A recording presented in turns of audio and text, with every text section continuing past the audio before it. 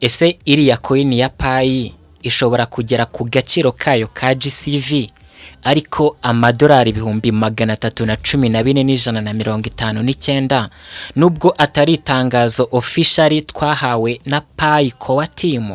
Hari abantu benshi bemera GCV, hari n'abatayemera, ariko ushobora gusanga hari nk'umuntu wemera GCV ukaba utamubaza impamvu yemera GCV cyangwa se nizihe strategies n'ubuhe buryo bushobora gukoreshwa kugira ngo igiciro cya GCV kigerweho. Kuba kizagerwaho suko abantu bicaye bakagitekereza cyangwa akaba ari cyo batora, nago ari byo bituma coin yagira ako gaciro gusa, ariko nabyo bifite aho byaturutse, nago byaje gutyo gusa. Ariko rero muri iyi video unyemerere mwereke possibilities zose zishobora gutuma Pi igera ku giciro cyayo cya GCV, ndetse ku musozo w'iyi video ndaza kukwereka analyse ishobora gutuma uhindura uburyo wabonagamo agaciro ka Pi mu gihe kizaza. Ndaza kukwereka analyse ishobora guhindura uburyo wabonagamo future ya Pi.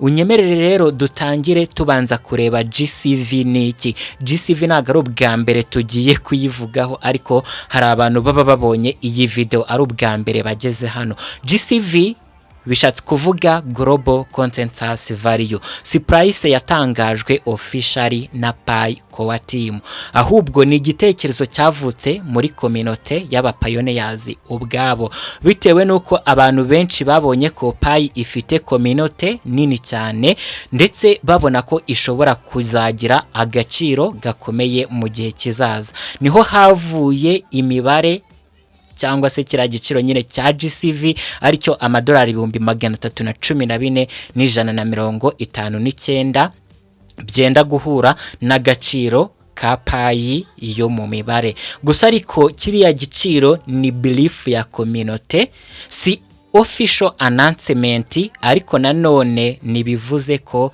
na reason iri inyuma yabyo. Ni nkuko bajya bavuga ngo na mwotsi ucumba na muriro. Mu byukuri hari impamvu, ariko nago kuba aba pioneers baragize opinion yo kwicara bakavuga bati niba Bitcoin yaratangiye nta gaciro ifite, ubu ngubu bikabihenze, twebwe tukaba turi umubare mwinshi w'abakoresha ba Pi, ni gute tutagena agaciro k'ibyacu? Ariko turaza kureba economically ubundi bigenda gute kugira ngo crypto coin igire agaciro, nubwo ari ibintu duhora tuvugaho, ariko of course turongera tubivugeho. Reka tubanze twirebere impamvu abantu benshi babonaga ko bishoboka ko Pi ishobora kuba yagira kuri kare agaciro kayo ka GCV. Icyambere nuko nyine ifite community nini cyane, ifite millions of users bitwa aba pioneers kandi worldwide cyangwa se kwisi yose. Ikindi cya kabiri, ifite mining idasaba amafaranga, abantu benshi barayimayininga, bishatse kuvuga ko habaho na strong distribution. Ubu ngubu turi muri second migration, first migration yarabaye, nago abantu bahari ngo ba mining gusa, ahubwo na distribution zatangiye gukorwa, zakozwe kera cyane. Abantu bariye ku mafaranga ya mbere, ababyifuza n'ubu bari kuyarya, ariko by'umwihariko abenshi bategereje agaciro ka Pi mu gihe kizaza. Ese wowe agaciro ka Pi utegereje nakahe, cyangwa ubona yaramaze kuba scam? Tubwire muri comment. Reka dukomeze twirebere impamvu zatumye abantu bizera ko kira giciro cya GCV gishoboka. Twari tumaze kureba impamvu ebyiri, iya mbere ni community nini, icya kabiri ni mining idasaba amafaranga, icya gatatu noneho ni ecosystem iri kubakwa. Buriya hari kubakwamo app nyinshi, hari kubakwamo marketplace, hari kubakwamo services. Icya kane ni network effect. Biriya bintu bya GCV, ibintu biba bivugwa around ibyo bintu, kuko iyo abantu benshi bemeye value runaka, rimwe na rimwe hari igihe isoko riyikurikira. Ariko isoko riyikurikira gute? Nago nyine kwemeza igiciro ari byo bituma Bitcoin n'ubundi yagira agaciro. Mu by'ukuri hari ibintu biba bigomba gukorwa nk'uko turi buze kubireba cyangwa se nk'uko duhora tubireba. Gusa Bitcoin nayo yatangiye abantu bayiseka, gusa reka twinjire muri cya gice cya economique, twinjire muri angle ya economique cyangwa se economic reality.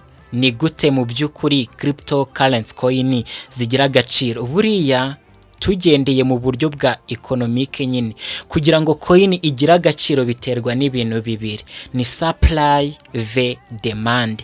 Mubizi ko Pi ifite umubare wa coin nyinshi cyane, rero birasaba ko kugira ngo n'igiciro kibe kinini, demand ari uko igomba kuba nini cyane. Ibyo bintu birumvikana. Buriya mubona Pi ifite kano gaciro ka 0.19 cyangwa se 0.2 by'idolari. Buriya nuko hari strategies zikoreshwa na Pi Core Team. Baramutse batakoresheje izo strategy, wareba Pi yagera no muri 0.000 something dollar. Gusa ariko reka turebe cyangwa tubabwire ko ibingibi bitavuze ko ari ibintu bidashoboka, ariko bivuze ko bisaba ko hakorwa ibintu bikomeye cyane kandi bigakorerwa icyarimwe. Hanyuma tugiye kureba muri ibyo bintu bigomba gukorwa mu by'ukuri ni ibihe.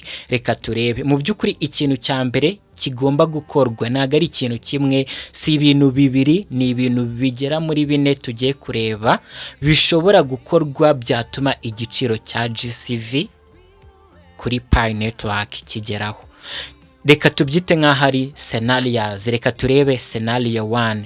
Scenario 1 cyangwa ikintu cya mbere cyakorwa ni global adoption. Pi igakoreshwa nk'uburyo bwo kwishyurana ku isi yose. Buriya hari abantu babona ko Pi yatinze, ariko ikintu bari kubaka kiramutse gikunze, guys, iyi coin ntago isanzwe kandi ibyo bagomba kubaka ntago ari imbogamizi. Babishobora n'izindi coin zitari Pi zabishobora, ariko bari kubaka global adoption. Niyo scenario ya mbere, ubundi nicyo kintu gikenewe ku mwanya wa mbere kugira ngo Pi igere kuri kariya gaciro ka GCV, global adoption. Kuba Pi yatangira gukoreshwa mu kwishyura ibintu ndetse na service kandi ku isi yose. Ibi ngibi rero kugira ngo bibe ntago ari ibintu bishobora kubakwa imyaka 7 nk'uko tuvuga ngo Pi imaze igihe kinini yaratinze. Mu by'ukuri bo ntago bashaka guhita bagaragaza agaciro ka coin ku isoko, ntacyo byabafasha. Icyafasha nuko babanza kubaka global adoption. Iyo nego niramuka igezweho, muzabe muziko ibintu byarangije gutungana. Reka turebe scenario ya kabiri, ni limited circulating supply. Hari uburyo navuze, ni buriya mubona Pi iri kuri 0.19 0.2 by'idolari. Buriya hari strategy ikoreshwa na Pi Core Team, ariyo locking cyangwa se kuba ikontrola Pi. Ego, ukaba waramayininze Pi ariko ntago uri kuzikontrola, kubera ko nuzikontrola zirangiza market, kubera ko aba miners ubundi ntago twita ku giciro. Igihe as long as coin yageze ku isoko, hari uburyo uri bufate coin wa mininze for free ukazivunjamo USDT, ntago iri gutegereza isoko. Buriya aba miners turi mu bantu bagira uruhare mu isoko rya cryptocurrency. Rero scenario ya kabiri n'ubundi barayikoresha, ntago ari ukuvuga ngo ni ikintu basabwa gukora gusa, ariko nabwo bakwiye kongera kubikoraho. Limited circulating supply bashobora nko kuba bagira coin balokinga, ndetse buriya n'abantu ba mininga ababirirwa bavuga ko Pi yabaye scam bakageraho bagacika intege cyangwa se wallet zitakara, lost wallet. Ibi ngibi ni byiza cyane ku bantu bakomeza ku mininga, kuko biri muri limited circulating supply, ikintu kizatuma coin zizajya zigenda zitakara. Buriya iyo umuntu ataye wallet ye na coin ze ziratakara, bigatuma ziva mu isoko. Ya demande nubwo ishobora kutiyongera, ariko supply iri kugabanuka, nabyo ni ikintu cyiza ku bantu bakomeza kumayininga. Buriya abantu benshi bamayininze bagata wallet zabo, ku buryo abantu bake aribo basigarana uducoin, kuko nta zindi coin zishobora kuba zakorwa nago cryptocurrency ari nk'amafaranga aho inganda zishobora kuyacapa, baba barashyizeho umubare ntarengwa wa supply wa coin zizabaho. Reka twirebere scenario ya gatatu. Ndabizi umuntu udasobanutse nago yasobanukirwa niba ndi kubabwira, ariko nzajya ngerageza step by step, day by day, nzajye mbakorera video muzajya musobanukirwa. Reka turebe scenario ya gatatu, ubwo ni strong ecosystem, kuba hari kubakwaho app zizajya zikoresha Pi buri munsi. Scenario ya kane ari nayo ya nyuma ni psychological value. Buriya amateka agaragaza ko agaciro gatangira nk'icyizere mbere yo kuba amafaranga nyayo. Kuba abantu bizera kiriya giciro cya GCV ni ibintu byiza, nubwo navuze ni ushobora kuba uyizera ariko utazi impamvu. Byibuze uzajya uyizera uzi n'impamvu, cyangwa se niba utanayizera uyizera uzi impamvu. Gusa umuntu uzi impamvu we nago yagakwiye kutayizera, ariko na n'impamvu yo kuyizera 100%. Ni ibintu bishoboka cyane, dore ko nko mu gice kigiye gukurikiraho tugiye kureba intambwe Pi Core Team igomba gutera kugira ngo igere kuri kiriya giciro cya GCV. Byenda gusa n'ibyo twabonye haruguru, ariko izi ni intambwe igomba gutera, ariko nazo birashoboka kuko na coin itari iyi yabishobora. Izo ntambwe gusa nago zakorwa nanone na buri coin. Pi yo igomba kuzikora bitewe na utility ifite. Intambwe ya mbere ni regulations, kubera ko buri gihugu kiba gifite amategeko n'amabwiriza agenga imikoreshereze ya cryptocurrency. Rero Pi icyambere iri guhangana nacyo, navuze ko no mu myaka 7 tutakayirenganyije kuko ari ikintu kidasanzwe, ni ukubaka cyangwa se kubahiriza regulations, amategeko n'amabwiriza agenga cryptocurrency. Kandi muri buri gihugu gifite amategeko n'amabwiriza yacyo kugira ngo izayemererwe gukoreshwa mu kwishyura ibintu ndetse na serivisi, kandi ku isi yose igomba kubahiriza regulations. Rero baba bicara bakareba buri gihugu tuzakorana nacyo gute, cyangwa ni gute tuzashyiraho uburyo buri gihugu cyangwa isi yose izemera. Ariko ibaze gukora amafaranga, kuvuga ngo aje gusimbura aya mafaranga. Ibintu by'amafaranga murabizi guys, simbizi, gusa iki kintu nigikunda uyu mushinga wa Pi deal iri gukina niramuka ikunze, sinzi ukuntu bizaba bimeze, gusa mwifurije kuzaba uhari nanjye mari tukareba uko bizaba bimeze. Ikindi kintu cyangwa indi ntambwe nayo nagari ya danger ni exchange listing.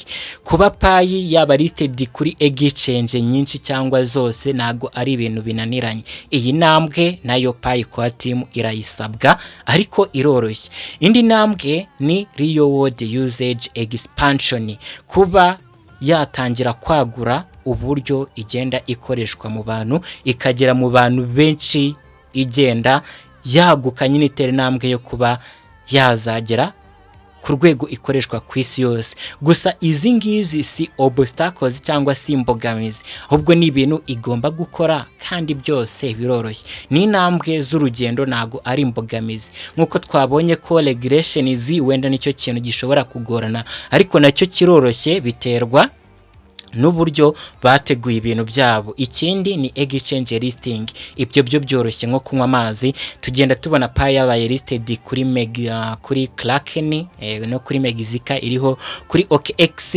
nigera kuri Coinbase na Binance. Ibintu bizaba biri kujya mu nzira nziza, kandi it's simple as that, it's simple as drinking water. Reka turebe realistic conclusion. Ese ubona ko buriya mu by'ukuri Pi ishobora kugera ku giciro cya GCV aricyo cy'amadolari 314,159? Gusa ariko njyewe mbona bishoboka n'ukuri, ariko nago ari price yemejwe officially. Ikibazo nuko hari abantu wenda bumva ko byagakwiye guhita biba, bakumva ko ari ibintu byemejwe officially, ariko biriya ni speculations, ni ibyifuzo by'abapioneers. Ariko nkuko nabivuze, nta mwotsi ucumba nta muriro, byanze bikunze bishobora kuzakunda. Ariko kandi nago ari nk'ikintu wavuga ko kidashoboka, birashoboka ariko ubyizera mu buhe buryo.